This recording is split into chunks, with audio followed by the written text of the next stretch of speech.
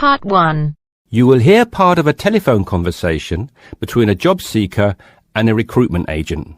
First, you have some time to look at questions 1 to 6.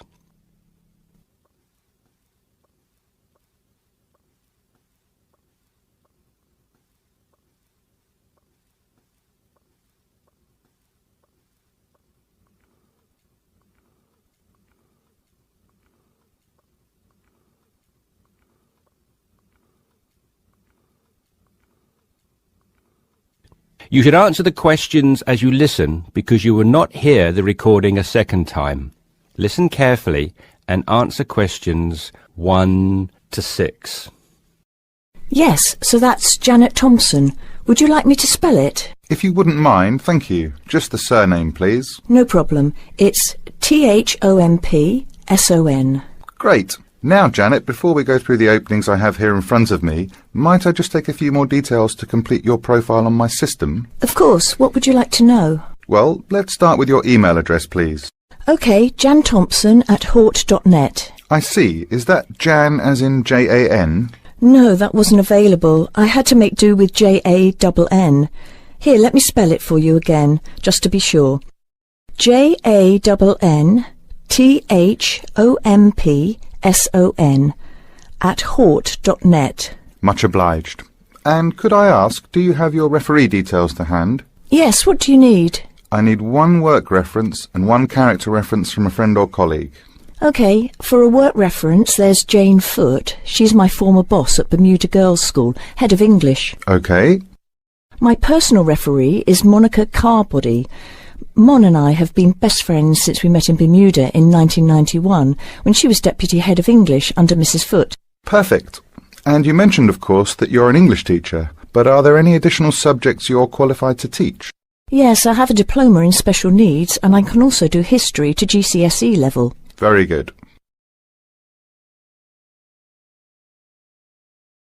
Before listening to the rest of the conversation, you have some time to look at questions 7 to 10.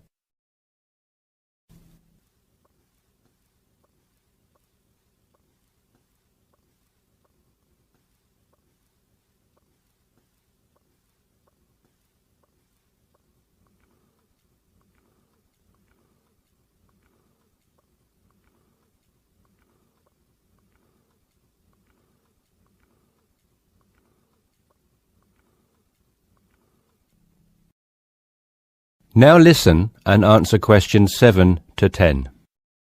Do you think I stand a good chance of finding something? Oh, better than good. In fact, we have some positions we can offer you today. You see, it's not so difficult to find a temporary role. Tell you the truth, there are plenty of them around, but getting a permanent position will prove a little more trying, though. Would you be prepared to take up a position short-term? Of course, anything that pays. Excellent. Well, there are 3 positions that I can offer you right now. The first is a teacher of English in LaSalle School. I'm sure you know it, right in the city centre. Yes, near where I live, actually. Even better. Well, it's a 6-month contract, and the very attractive thing about this role is that the head of English at LaSalle will, if she's satisfied with your performance after 6 months, offer to make you a permanent member of staff. Wow, that's food for thought. It certainly is, bearing in mind what I said before about how hard it is to find a permanent role. The second position I have to offer you is in a school near Chelsea. It's called the Chelsea Free School. Are you familiar? I can't say that I've heard of it. Well, this contract is for 1 year, which is a lot better, looking at it from a short-term job security perspective, than the first role I mentioned. But you also have to realise that you are a temporary replacement for a female teacher who has taken maternity leave. There is no prospect of the position being made permanent. I see. I have one other vacancy at the minute, though I doubt you'll find it quite so appealing. It's situated in rural Cambridgeshire. I'll spell that just in case you want to take it down. CAMBRIDGESHIRE. And the school simply goes by the name Cambridge, though it's not in any way related to the other more well-known establishment of the same name. I was just going to ask that. What a lovely location, though, eh? Yes, but there's a catch. It's only a 6-week contract to cover for someone on extended sick leave. I see. Well, I guess that's ruled out then. What sort of salary can I... That is the end of part 1. You now have half a minute to check your answers.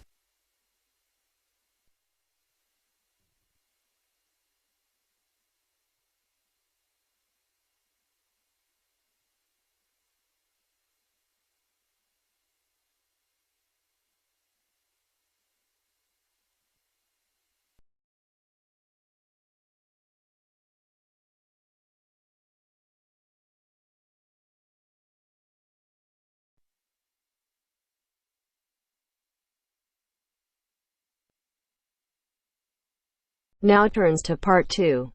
Part 2. You will hear a conversation between a travel agent and a customer.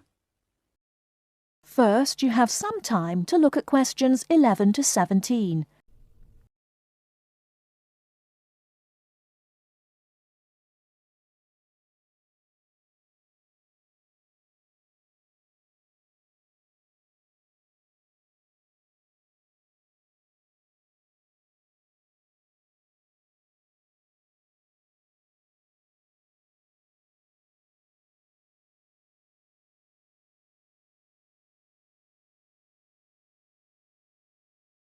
Now, listen carefully and answer questions 11 to 17.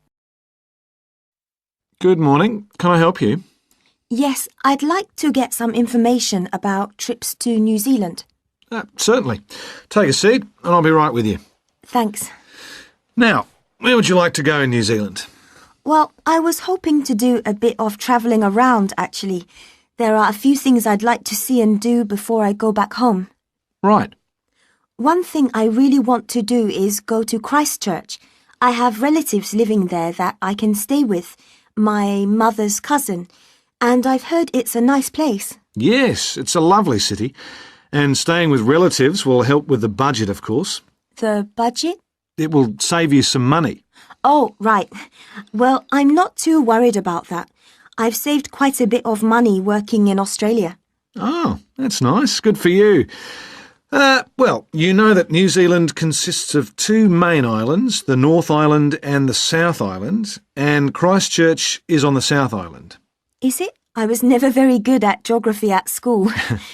Do you have a map I could look at? Sure. Here we are. Right, I see.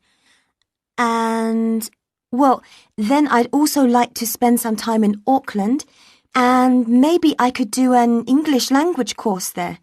Can you organise that sort of thing for me? Oh, certainly. We'd be happy to arrange that. But bear in mind that Auckland is in the North Island. OK. And I'd also like to do some skiing or maybe even some snowboarding. I hear New Zealand is a great place for that. Yes, absolutely. But you should go to Auckland first for your studies, and then you can get the ferry across to the South Island and take the bus down to the snow. Oh, I don't like boats very much. I'm not much of a sailor. I think I'd prefer to fly.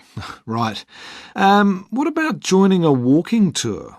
That could be really fun. Not sure about walking, but joining a tour might be a good way to travel because then I might make some friends my own age. Now, let's get some details. Can I have your name, please? Yes, it's Su Ming Lee, but you can call me Sue. OK, Sue. And what's your address here in Melbourne? I'm living with my aunt in the suburb of Kew.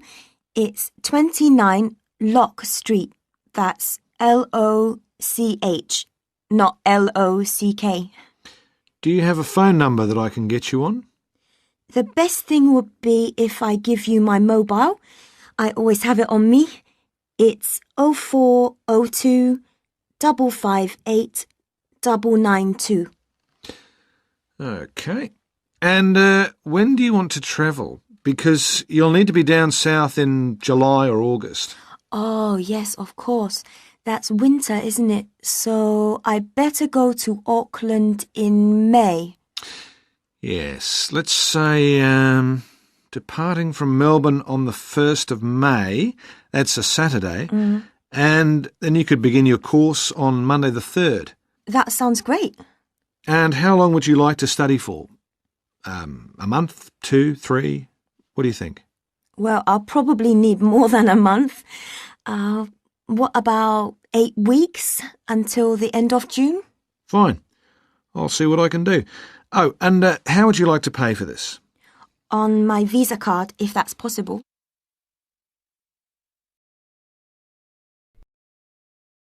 Before you hear the rest of the talk, you have some time to look at questions 18 to 20.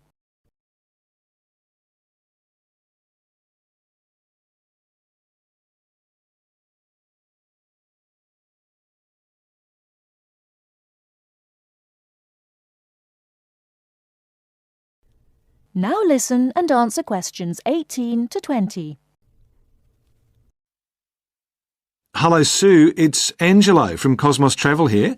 I've booked your flight and I've found you an English college called the Harbour Language Centre. Great. Where exactly is that? Well, have you got that little map I gave you yesterday? Yes? You see where the harbour is with the 3 wharves and the water? Yes. Got that? OK, there are 2 parallel streets. Quay Street, that's Quay, and Customs Street. The building where the college is located is on Quay Street, opposite Prince's Wharf. Right. Got it. And what about accommodation? Well, I've booked you into a hotel for the first 3 nights, and then the accommodation officer will find you a family to live with. Good. And where's the hotel? It's a short walk from the college, on the corner of Queen Street and City Road. Which corner exactly? On the left-hand side as we're looking at the map. OK, near the little park. Yes, that's right. And what about a good bookshop? I'm going to need to buy a dictionary and some English books. Yes, well, I believe there's a really good language bookshop on the corner of Customs Street and Queen Street.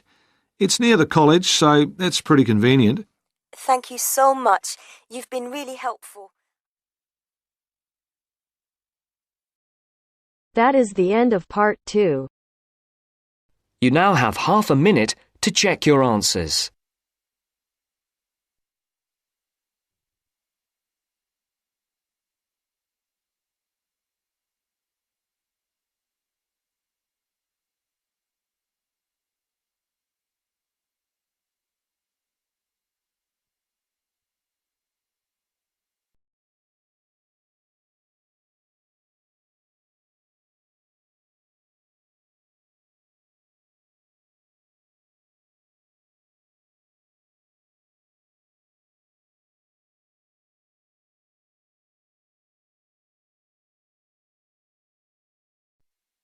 Now turns to part 3.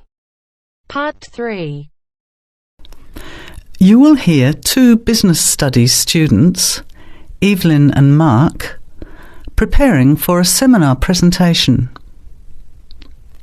Before you hear the conversation, you have some time to look at questions 21 to 25.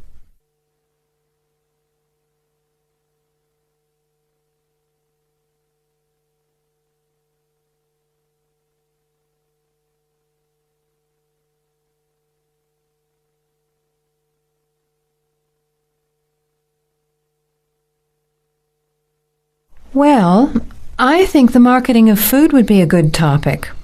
I read a very interesting article the other day about the Canadian food market. I suppose everybody's interested in food, even if it's trying not to eat. Why Canada? I know that's where you come from, but isn't it just all North America, really? No, that's why I thought this article was interesting. Although lots of US companies are well established in Canada, and vice versa, there are still subtle differences between the 2 markets. It says here, the Canadian market is definitely not a northern clone of the US. I like that. And it says that if you understand these differences, it can have a big impact on successful food marketing.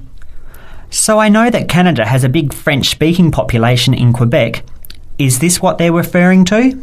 Not only French and English speakers, there are many different ethnic groups in Canada. It's really quite multicultural. For example, Toronto has large Asian and Italian populations, and Vancouver's got a large Asian population too. And because Canada's population is small, these groups make quite an impact, introducing new styles of cooking. So you can see lots of unfamiliar vegetables and things in the markets, and new restaurants are opening every day. It's great if you love trying out new foods, as many people do. Which kinds of food are becoming popular? Well, some Asian food, I'd say, has been popular for quite a while, like Chinese. But now, Southeast Asian restaurants are becoming very fashionable. Then there's Mediterranean, of course, such as Greek, Italian, and so on. But Caribbean and Mexican food is really taking off among young people these days. So are the supermarkets starting to stock the ingredients that are needed to prepare these foods at home? You know, all those unusual condiments and sauces. Yes, that's right. It's quite interesting going to the supermarket, isn't it? And noticing how they're introducing sections for foods of different nationalities. You can buy quite exotic products locally these days. The article mentioned that 80% of the Canadian retail market is controlled by 8 major national supermarket chains, so that when they introduce changes, they can happen quite rapidly.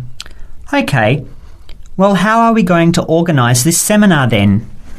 I made some notes on the trends in the Canadian market, about changing tastes, and also patterns for where food is consumed. I thought maybe we could summarize it into a chart or table and maybe use the overhead projector to present it. Good idea.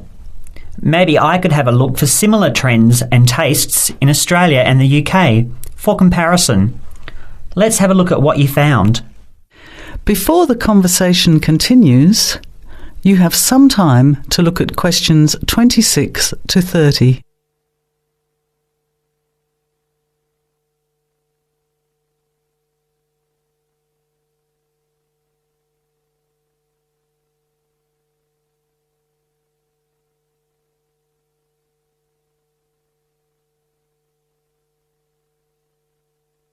Now, as the conversation continues, answer questions 26 to 30. The most significant trend, it seemed to me, was that Canadians are definitely interested in healthy food. For example, did you know that salads are the 3rd most commonly eaten food in Canadian restaurants? Really? What about organic food then? Is that becoming more popular? Yes, it's definitely moving into the mainstream compared to a few years ago. And a recent survey showed that 4 out of 5 shoppers said that they check the fat and nutritional information on the packet when they're deciding what to buy. What other trends did you find out? There's one change I noticed straight away when I was home last year in the meat department. You know, here the meat packaging says rump steak or 4-quarter chops and so on. Well, they discovered that most consumers these days didn't know what to do with these roasts and rounds and ribs. So the government approved a new naming system for cuts of meat, which is related to the required cooking technique. What a good idea. I've never really understood the difference between sirloin, rump, round and all those names. So how many new categories are there? 8. There are 3 kinds of steak, for grilling, for marinating and for simmering. And then there's what they call quick-serve beef, for stir-fries, I suppose. And premium oven roast, pot roast and stewing beef. It's a great idea, isn't it? I hope it catches on here. I agree. Any other trends that you thought were significant? Well, what's really interesting is what the article called mobile meals. In other words, more and more Canadians are eating meals away from home, but not just eating more junk food. They're projecting a 40% increase in snack food sales over the next 3 years, and the growth is coming from healthy snacks. You know, the ones that have less cholesterol and fat, such as muesli bars, health food bars, and those types of products. Apparently, in the food marketing jargon, they're called nutritious portable foods, which means healthy snacks. The other major trend is that young people are doing more of the food shopping these days, so marketing has to be aimed more at them, as well as more conventionally at the mother. Thanks, Evelyn. I think we'll have an interesting discussion about these trends and the comparisons with other English-speaking countries. I'll see if I can get some information about them to compare with yours, and meet you on Friday to put it together. See you then. Bye. That is the end of part 3. You now have half a minute to check your answers.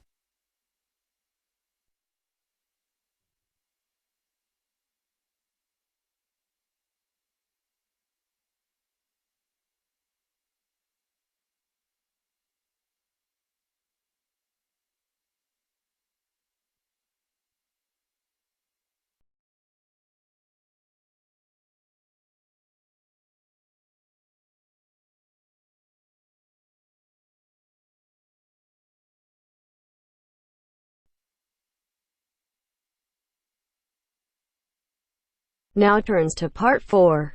Part 4. Listen to the continuation of the lecture about the human brain. Look at the diagram before you listen. First, you have some time to look at questions 31 to 40.